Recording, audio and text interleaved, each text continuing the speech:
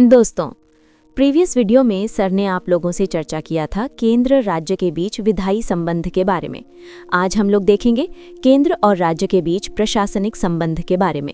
अगर आप लोगों ने वो वीडियो नहीं देखा है तो मैं रिक्वेस्ट करूंगी कि वो वीडियो ज़रूर जाकर देखें, क्योंकि ये ऐसा चैप्टर है जिससे हर एग्जाम में क्वेश्चन आने ही आने हैं। तो चलिए शुरू करते हैं आज का टॉपिक, केंद्र और राज्य के मध्य प्रशासनिक संबंध। केंद्र राज्य संबंध को अनुच्छेद 256 से 263 में एक्सप्लेन किया गया है। ये हमें बताता है कि प्रशासनिक संबंध का मतलब है कि केंद्र और राज्य अपने अपने प्रशासनिक काम कैसे करते हैं और केंद्र किस हद तक राज्यों को निर्देश दे सकता है। तो हम एक एक करके सारे अनुच्छेद को देखेंगे। आप लोग नोट्स बनाते रहिए या कमेंट करिए, पीडीएफ आपको प्रोवाइड करा दिया जाएगा।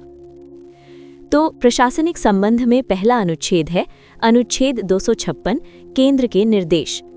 ये अनुच्छेद कहता है कि राज्यों को ये सुनिश्चित करना होगा कि केंद्र द्वारा बनाए गए कानूनों का सही पालन हो।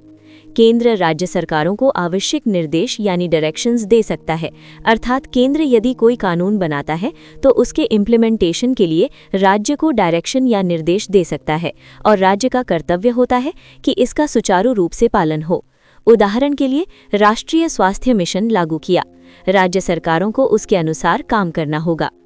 अनुच्छेद 257, केंद्र की कार्यपालिका शक्ति।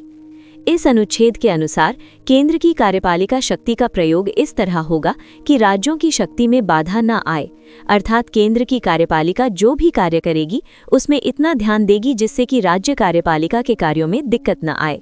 लेकिन राष्ट्रीय राजमार्ग, रेलवे, संचार व्यवस्था जैसे मामलों में केंद्र राज्य को निर्देश दे सकता है। उदाहरण के लिए राष्ट्रीय राजमार्ग के निर्माण में राज्य को केंद्र के निर्देश मानने होंगे। अनुच्छेद 258, केंद्र द्वारा शक्तियों का प्रत्यायोजन। केंद्र सरकार अपनी कुछ प्रशासनिक शक्तियां राज्य सरकार को सौंप सकती है। इसके लिए राज्य की सहमति आवश्यक है। उदाहरण के लिए पासपोर्ट सत्यापन का काम राज्य पुलिस को देना। अनुच्छेद 258 ए, राज्य द्वारा शक्तियों का प्रत्यायोजन। राज्य सरकार अपनी कुछ प्रशासनिक शक्तियां केंद्र को सौंप सकती है। उदाहरण के लिए किसी केंद्रीय एजेंसी को राज्य में जांच की अनुमति देना।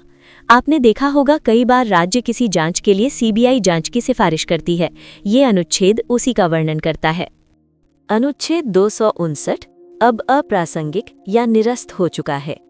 ये अनुच्छेद अब निरस्त हो चुका है या इसे संविधान से हटा दिया गया है। अनुच्छेद 260, विदेशी क्षेत्रों का प्रशासन।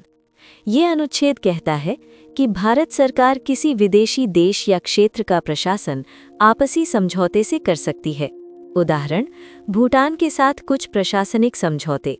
इसका मतलब है कि भारत अब भूटान के किसी क्षेत्र का प्रशासन का देखरेख करेगा। अनुच्छेद 261, सार्वजनिक कृत्यों की मान्यता। ये अनुच्छेद कहता है कि एक राज्य के न्यायालयों, सरकारी दस्तावेजों और निर्णयों को पूरे भारत में मान्यता मिलेगी। उदाहरण, यूपी का कोर्ट ऑर्डर महाराष्ट्र में भी मान्य होगा। मतलब यदि यूपी का न्यायालय कोई आदेश देता है तो उसे पूरे भारत में लागू किया जाएगा। अनुच्छेद 262, अंतर्राज्य जल विवाद। ये अनुच्छेद कहता है कि संसद कानून बनाकर अंतर्राज्य जल विवाद सुलझा सकती है। मतलब कि दो राज्य या दो से अधिक राज्य में किसी नदी जल को लेकर विवाद है तो उसके लिए संसद कानून बनाकर समाधान करेगी।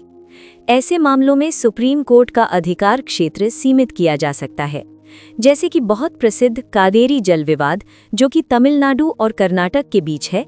इसके लिए संसद ने कानून बनाकर सल्यूशन निकालने की कोशिश की। अनुच्छेद 263, अंतर्राज्य परिषद।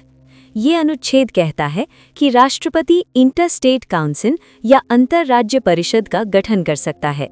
इसका उद्देश्य मात्र इतना है कि केंद्र राज्य में हुए विवाद को जल्दी और प्रोडक्टिव वे में सुलझाना एंड राज्यों के बीच सहयोग बढ़ावा देना। उदाहरण के लिए यदि राज्य केंद्र में नीति संबंधी या पॉलिसी रिलेटेड कोई मतभेद होती है तो 263 के माध्यम से बैठक के द्वारा उस मतभेद को मिटाया जा सकता है। अगर हम इन सारे अनुच्छेद से कंक्लूजन निकालें तो हमें पता चलता है कि प्रशासनिक संबंधों में केंद्र को निर्देश देने की शक्ति प्राप्त है, लेकिन इसका उद्देश्य राज्यों को दबाना नहीं बल्कि संविधान का पालन और प्रशासनिक समन्वय सुनिश्चित करना है। तो दोस्तों, केंद्र राज्य प्रशासनिक संबंध यही खत्म होता है। मिलते हैं अगले वीडियो में केंद्र राज्य के मध्य वित्तीय संबंध के साथ। और वीडियो अच्छा लगा हो तो लाइक, शेयर, कमेंट और चैनल को सब्सक्राइब जरूर करिए। तब तक के लिए ऑल द बेस्ट।